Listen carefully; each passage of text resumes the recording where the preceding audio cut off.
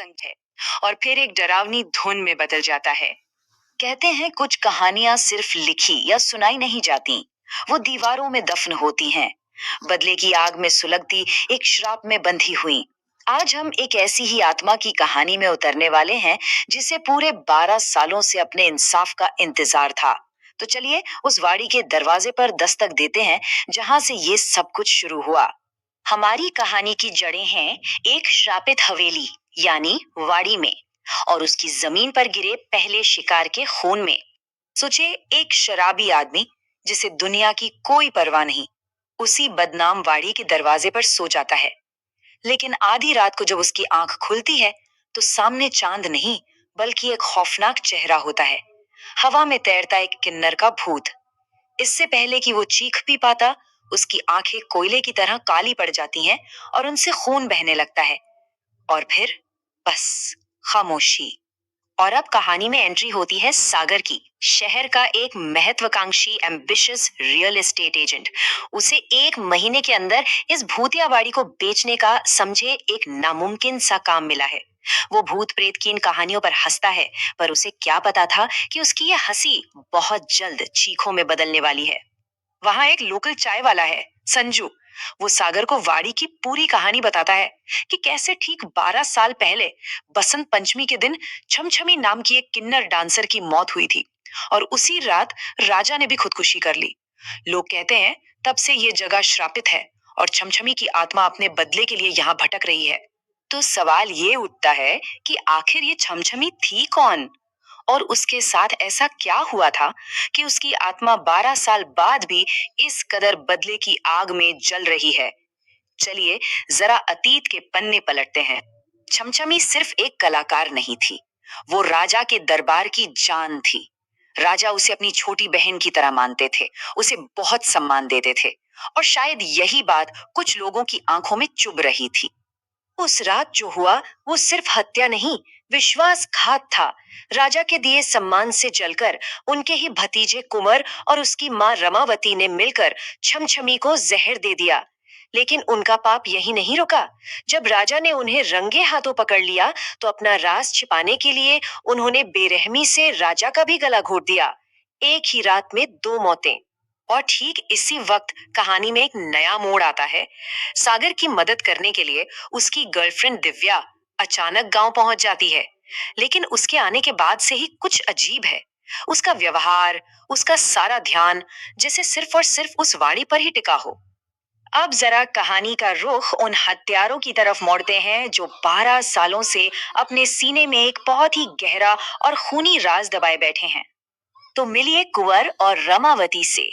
इनका मकसद एकदम साफ है, वाड़ी को बेचकर उस दौलत पर कब्जा करना जिसके लिए उन्होंने 2 खून किए थे।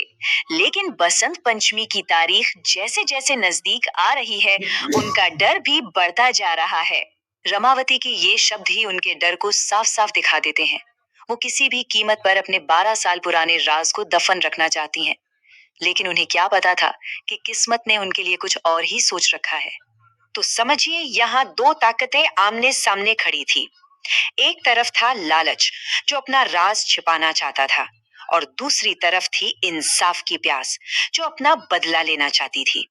एक तरफ कुंवर और रमावती, और दूसरी तरफ छमछमी की आत्मा। इस टकराव का अंजाम तो खूनी होना ही था। और फिर वो रात आ ही गई।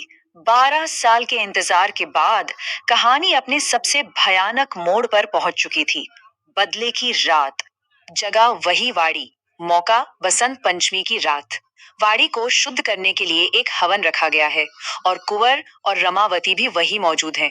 वो इस बात से बिल्कुल अनजान है कि ये उनकी जिंदगी की आखिरी रात होने वाली है। और हवन के बीचों बीच अचानक दिव्या का शरीर कांपने लगता है। उसकी आंखें पूरी तरह सफेद होकर पलट जाती हैं, और उसका चेहरा किसी और में बदलने लगता है। अब वो दिव्या नहीं थी। छमछमी की आत्मा ने उसके शरीर पर पूरी तरह कब्जा कर लिया था। अब जो आवाज गूंजती है वो दिव्या की नहीं, छमछमी की है। 12 साल का इंतजार आज खत्म हो गया था, बदले का वक्त आ चुका था।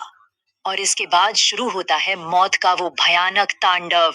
छमछमी पहले पुजारी को रास्ते से हटाती है और फिर हवा में उड़ते हुए कुंवर और रमावती का गला ठीक उसी तरह दबाती है जैसे 12 साल पहले राजा का गला दबाया गया था।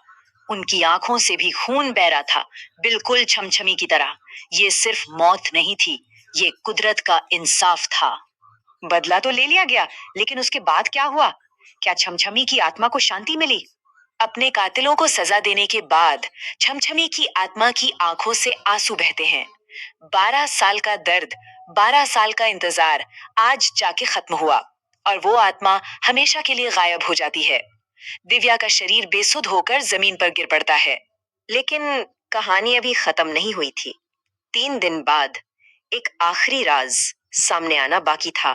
सागर बस स्टॉप पर बैठा है जब असली दिव्या वहां पहुंचती है और उसे एक जोरदार थप्पड़ मारती है। तब सागर के पैरों तले जमीन खिसक जाती है। जिस दिव्या के साथ वो इतने दिनों से था, वो असली दिव्या थी ही नहीं। वो छमछमी की आत्मा थी, जिसे अपना बदला पूरा करने के लिए एक सच्चे दिल और एक सच्चे प्यार के सहारे की जरूरत थी, और वो सहारा उसे सागर के रूप में मिला। और इसी के साथ छमछमी का बदला पूरा हुआ। राजा को इंसाफ मिला और सालों से श्रापित वो वाड़ी अब हर बंधन से आजाद थी, बिल्कुल शांत, बिल्कुल खामोश। तो आखिर में ये सवाल तो बनता है कि क्या छमछमी की आत्मा को अपना बदला लेने की ताकत सागर के सच्चे प्यार से ही मिली? क्या नफरत और बदले की इस अंधेरी दुनिया में उम्मीद की किरण सिर्फ प्यार ही हो सकता है? इस बारे में जरूर सोचिएगा।